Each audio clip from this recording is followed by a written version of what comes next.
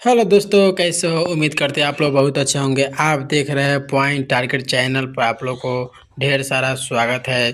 चलिए आइए हम स्टार्ट करते हैं और जानते हैं महात्मा गांधी के जीवन परिचय के बारे में। जो 10th हो या 12th हो या किसी भी एग्ज़ाम के लिए इनके प्रश्न हमेशा सवाल में आते हैं महात्मा गांधी से। चलिए स्टार्ट करते हैं।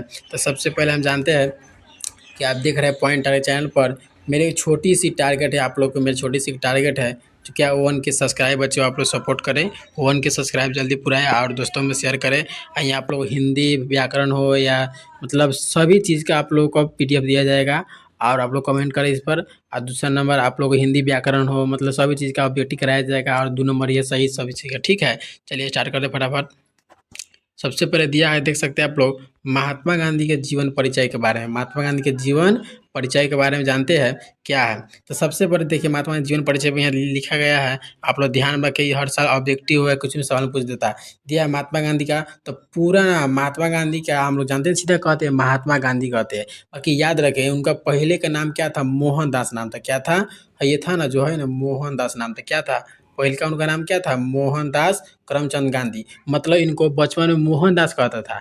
और जैसे ही अच्छा काम किए ना, तो इसके बदौलत इनको महान एक कार्य करने लगे, जैसे देश में काफ़ी इनका नाम होने लगा, तो इसको लोग महात्मा कहने लगा। महान है, आप सबसे श्रेष्ठ है, इसलिए महात्मा लग गया, तब गांधी जी है। तो इनका पूरा नाम की बात करें तो मोहनदास करमचंद गांधी है। याद रखिएगा, इनका पूरा नाम क्या है, महात्मा गांधी का पूरा नाम क्या है, मोहनदास करमचंद गांधी है। चलिए आप जानते हैं इनका जन्म कब हुआ था। महात्मा गांधी जन्म कब हुआ था? 2 अक्टूबर 1869 को। 2 अक्टूबर 1869 को इन्हें क्या हुआ था? जन्म हुआ था। क्या होता है? जन्म। याद रखिए, ऑब्जेक्टिव सवाल फंसता है 10th हो या 12th हो, सभी के लिए या किसी भी एग्जाम के लिए, बिहार पुलिस हो या दुनिया का कोई भी एग्जाम हो, महात्मा गांधी सवाल हर चीज़ हर साल आता है, याद रखिएगा। चलिए फटाफट देखते हैं। महात्मा गांधी जन्म स्थान की बात करें, सर जन्म स्थान कहाँ हुआ था? तो स्थान हुआ था पोरबंदर नामक गुजरात में। कहाँ हुआ था? पोरबंदर नामक गुजरात में एक जगह है, जो गुजरात में पोरबंदर नामक स्थान है। ठीक है, याद रखिएगा। पिता का नाम क्या था? करमचंद गांधी। उनका पिता का नाम, जो नाम क्या था, मतलब उनके पापा का नाम, तो करमचंद गांधी जी थे। क्या थे? करमचंद गांधी जी थे। अब माता के नाम बात करें तो माता का नाम क्या था? पुतलीबाई। क्या नाम था? पुतलीबाई। अब पत्नी के नाम की बात करें तो कस्तूरबा गांधी। क्या नाम था? कस्तूरबा गांधी। बहुत अच्छा। और यह भी कह सकता है कि महात्मा गांधी जो शिक्षा ग्रहण किए थे, क्या कहाँ कहाँ गए पढ़ने के लिए? तो कानून की पढ़ाई के लिए वो कहाँ गए थे? लंदन गए थे। कहाँ गए थे? लंदन। याद रख सकते हैं आप लोग। दे देगा महात्मा गांधी कानून की पढ़ाई के लिए कहाँ गए थे, तो दे देगा ऑप्शन में कुछ भी दे सकता है, अमेरिका, जापान, लंदन, कुछ भी। याद रखिए लंदन गए थे। कहाँ गए थे? लंदन गए थे। एगो दिया उनका मृत्यु कब हुआ था, तो उनका मृत्यु थोड़ा जान लेते हैं। मृत्यु 30 जनवरी 1948 को। 30 जनवरी 1948 कहाँ हुआ था? नई दिल्ली में। कहाँ हुआ था? नई दिल्ली में हुआ था। किसने उनको गोली मारा? तो नाथूराम। किसने मारा गोली उनको? नाथूराम गोडसे ने। नाथूराम गोडसे ने सीना पर मारा। कहाँ मारा? सीना पर 3 गोली। बस। हाँ, यह भी सवाल पूछ सकता है कि महात्मा गांधी जी मरते मरते क्या बोले? मरते मरते वो जब मरते, जैसे सांस चल रहा था तो मरते मरते कुछ नाम लिए, तो उनका नाम क्या था? तो नाम लिए हे राम। क्या नाम था उनका? क्या बोले मरते मरते? हे राम, हे राम। याद रखिए, हे राम। मरते मरते महात्मा गांधी ने कौन सा नाम लिया? हे राम। चलिए आगे फटाफट देखते हैं। अब दिया आप लोग देख सकते हैं, महात्मा गांधी जी ने दक्षिण अफ्रीका। महात्मा गांधी ने दक्षिण अफ्रीका कब गया, मतलब कब गए थे? तो 1893 में। कब गए थे? 1893 में गए थे। कब गए थे? 1893 में गए। चलिए बहुत अच्छा। आप देख सकते हैं सब इंपॉर्टेंट प्रश्न याद रखिए, एकदम VVI, एकदम VVI है, याद रखिएगा। अब देखते दक्षिण अफ्रीका से वापस महात्मा गांधी कब लौटे? तो कब लौटे? तो 1915 में। कब लौटे? 1915 में। चलिए फटाफट देखते हैं। आप लोग क्वेश्चन है, महात्मा गांधी जी, देखिए महात्मा गांधी जी को राष्ट्रपिता भी कहा जाता है। याद रखिए, आपको पूछ देगा भारत का राष्ट्रपिता किससे कहते हैं, तो महात्मा गांधी जी को। याद रखिए बच्चों, आप लोग भारत के राष्ट्रपिता किससे कहते हैं? महात्मा गांधी जी को कहते हैं। बहुत अच्छा। अब दे देगा, उन्हें सत्य, क्या हर बात सत्य करते थे, सत्य को अहिंसा और सत्याग्रह के माध्यम से, सत्याग्रह के माध्यम से भारत को, क्या भारत को स्वतंत्र कराने में महत्वपूर्ण भूमिका निभाई। क्या स्वतंत्र कराने में महत्वपूर्ण भूमिका निभाई थी। तो याद रखिएगा महात्मा गांधी जी, उनको भारत के राष्ट्रपिता कहा जाता है। उन्होंने सत्य और अहिंसा पर काफ़ी जोर दिए हैं और स्वतंत्रता मतलब आज़ादी के लिए काफ़ी सबसे ज़्यादा भूमिका इन्हीं का रहा है, काफ़ी इन्हीं का भूमिका रहा है। चलिए अब देखते हैं हम महात्मा गांधी जी की प्रमुख विचारधारा, उनका मतलब विचारधारा क्या थी, कैसे आदमी को कर रहना चाहिए, कैसे विचार होना चाहिए, ये बात कहते हैं। तो महात्मा गांधी की सबसे पहले विचारधारा की बात करें तो उनका विचारधारा था सत्य, पहले उनका विचारधारा था क्या, सत्य माने सत्य बोलना, सत्य कोई चीज़ कहना, मतलब कुछ भी सत्य पर ही करना है, सत्य सत्य बात। दूसरा नंबर अहिंसा, हिंसा नहीं करना है। हिंसा एवं अहिंसा दो प्रकार का हुआ। हिंसा हो गया आप लोग का, देख सकते हैं हिंसा का मतलब हुआ किसी को देखकर जलना, किसी को देखकर ईर्ष्या करना, मतलब कहते हैं वो आदमी गिर गया तो उसको उठा नहीं रहा, उल्टे हंस रहा है। अहिंसा का मतलब किसी पर दया आना, याद रखें अहिंसा का मतलब किसी पर दया आना, किसी को हेल्प करना, यही होता है। और तीन में दिया सत्याग्रह, मतलब सत्य के द्वारा जो कोई चीज़ आप जीत हासिल कीजिएगा ना, उसी को बोले सत्याग्रह। चलिए अब चौथा दिया स्वदेशी, मतलब हमारे देश में ना जो स्वदेशी लोग हैं ना आपस में मिलजुल कर रहते हैं, इसी को बोलते हैं स्वदेशी।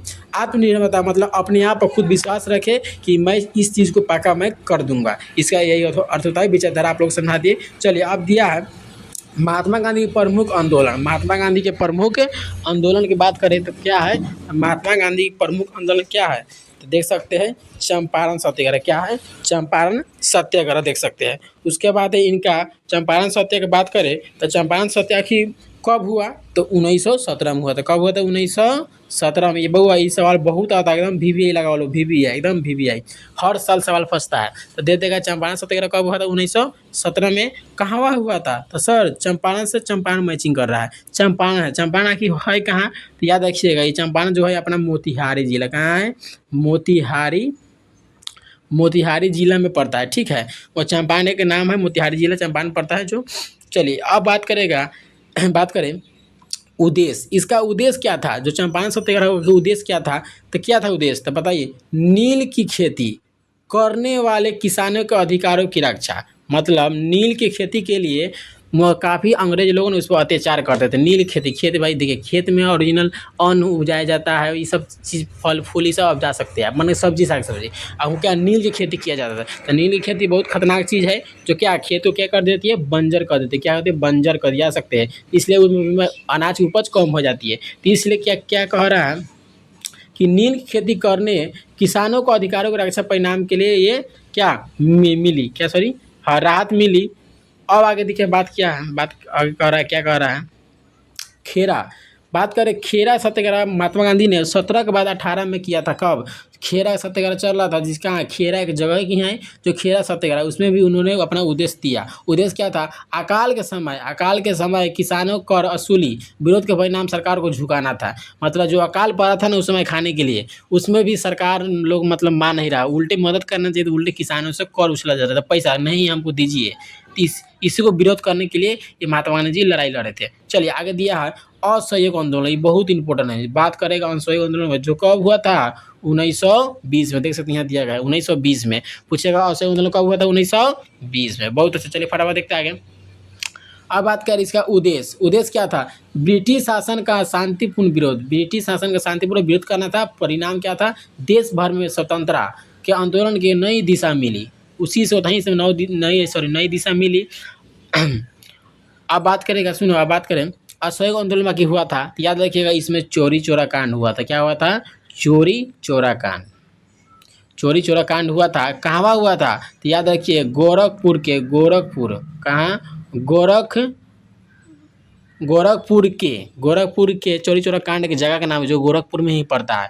वहाँ एक मतलब लड़ाई लड़ने के लिए क्या किसानों मिलकर कहाँ गए थे, थाना के पास। हम लोग कुछ होता है तो थाने के पास जाते आवेदन करते हैं कि इस पर रोक किया जाए, इस पर जल्द कार्रवाई किया जाए। तो थाना के पास गया तो उस पर जाकर उन्होंने आवेदन दिया, बात को रखा, बाकी थाने वाले नहीं माने, उल्टे उन्हीं किसान भाइयों को अत्याचार करने लगे, जिससे किसान भाई गुस्सा होकर क्या सभी थाना मतलब थाने में जो है ना, थाना में आग लगा दिया गया। आग लगाने से बात करें इसमें सवाल पूछता है, आग लगाने से कितने पुलिसकर्मी जिंदा जल गए थे, पुलिस कितने, तो 22 पुलिसकर्मी जिंदा जला दिया गया। याद रखिएगा सबसे इम्पोर्टेंट प्रश्न है, जो 22 पुलिसकर्मी जिंदा जला दिया गया तो कौन सा आंदोलन में, तो याद रखिए कौन सा आंदोलन में जिंदा जला दिया गया था, सर जी असहयोग आंदोलन, हम याद कर ली। चलिए बहुत अच्छा।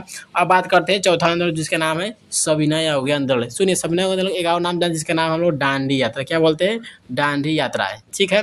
अब बात करेंगे सविनय हुआ कब था, तो 1930 में। इसका उद्देश्य क्या था, अंग्रेजों के न्यायपूर्ण कानूनों को विरोध करना था। क्या कहा था, विरोध करना पड़ता था, सॉरी विरोध करना था प्रसिद्ध घटना दांडी मार्च में। क्या बोले थे, दांडी मार्च हुआ, इसका परिणाम स्वतंत्रता संघर्ष का अंतर्राष्ट्रीय पहचान मिली। मतलब इसमें दांडी जो सम्मेलन था ना, इसमें यह बताना था कि जो सरकार का जो कर था ना, मतलब क्या, सॉरी कर, सरकार का जो कर था नमक पर कर, सॉरी नमक पर जो कर था ना, नमक नमक पर जो कर था, इसी को क्या समाप्त करना था। जिससे काफ़ी किसान भाई देखो, जैसे समुद्र के तट पर जाकर महात्मा गांधी ने सब, मतलब समुद्र के तट पर जाकर नमक कानून का उल्लंघन किया, जिससे सरकार को ये बताया गया कि हम लोग ऐसे से करके मतलब इसको कैसे हासिल किया गया। ठीक है, चलिए आप फटाफट लास्ट देखते हैं। अब भारत छोड़ो देखते हैं, जो मेरा आज़ादी की ओर आपको पहुँचाएगी। याद रखिए, भारत छोड़ो आंदोलन, इसका सीधा मतलब है कि हम लोग देश का, हम लोग अंग्रेज से बहुत तंग हो चुके थे। अब हम लोग को सांस लेने में काफ़ी दिक्कत और हर चीज़ करने में दिक्कत। तो कब हुआ था, तो भारत छोड़ो आंदोलन कब हुआ था, याद रखिए ऑप्शन फर्स्ट था 1942 1942। अच्छा, अब बात करें नारा। हाँ, महात्मा गांधी जी ने भारत छोड़ो आंदोलन को नारा कब दिए, कौन सा नारा का नाम था, तो करो मरो का, करो और मरो का नारा। तो ये अवसर आपको पूछ सकता है ऑब्जेक्टिव में, करो मरो का नारा किसने दिया, तो सर महात्मा गांधी ने दिया, सर महात्मा गांधी ने दिया था। क्यों किया था, महात्मा गांधी ने दिया। अच्छा, अब पूछेगा इसका उद्देश्य क्या था, तो अंग्रेज को भारत छोड़ने के लिए मजबूर करना। इसको क्या था मतलब, और इसको भारत छोड़ने के लिए परिणाम स्वतंत्रता मतलब आज़ादी के लिए तेज आंदोलन हुआ था, जिसके महात्मा गांधी सीधा अब ऐसे कह सकते हैं कि भारत छोड़ो आंदोलन का मुख्य उद्देश्य था कि हमारे देश में जितने भी अंग्रेज भाई लोग थे, इनको यहाँ से मतलब हटाना था, खदेड़ना था, जिससे हम लोग काफ़ी यहाँ कोई चीज़ कार्य करने में दिक्कत होती थी, सांस लेने में जो कोई चीज़ कठिनाई किया जाए मतलब होता था। ठीक है, ये अंग्रेजों लोग काफ़ी अत्याचार करते थे हम लोग पर, इसलिए हम लोग इसका मुख्य उद्देश्य था कि आप हमारा भारत देश छोड़कर जाए, जिससे हम लोग यहाँ आज़ादी से ज़िंदगी जी सके। इसके मतलब यही था। अब बात करें इनकी पुस्तकें, इनकी पुस्तकें कितनी थी, हिंद स्वराज, क्या था पुस्तकें, हिंद स्वराज। और दो नंबर सत्य का प्रयोग, मतलब ये क्या, हिंद स्वराज मतलब हिंद स्वराज में पुस्तक है, और सत्य का प्रयोग महात्मा गांधी जी का पुस्तक का नाम है। चलिए आप फटाफट आगे थोड़ा सा देखते हैं, जल्दी से खत्म हो जाएगा। देखिए चलिए, तो आप लोग अगर वीडियो अच्छा लगा तो वीडियो को आप लोग थैंक यू भाई लोग, अगर वीडियो अच्छा लगा तो वीडियो को लाइक शेयर करें, कमेंट करें, एक सब्सक्राइब प्लीज़, एक प्यारा सा दिल बना के भेजें। थैंक यू आपके सर अजय सर। फिर मिलते हैं नेक्स्ट वीडियो में, तब तक के लिए जय हिंद जय भारत। अब आप लोग को वीडियो लेकर आएंगे, इसके जो चारों आंदोलन है ना, चारों आंदोलन पर आप लोग को हम 2 नंबर ये पूरा कराएंगे। चारों आंदोलन जो है महात्मा गांधी के आंदोलन, इस पर आप लोग लेकर आएंगे डिटेल, इसके बारे में समझाएंगे। ठीक है, मिलते जय हिंद जय भारत, तब तक के लिए जय हिंद।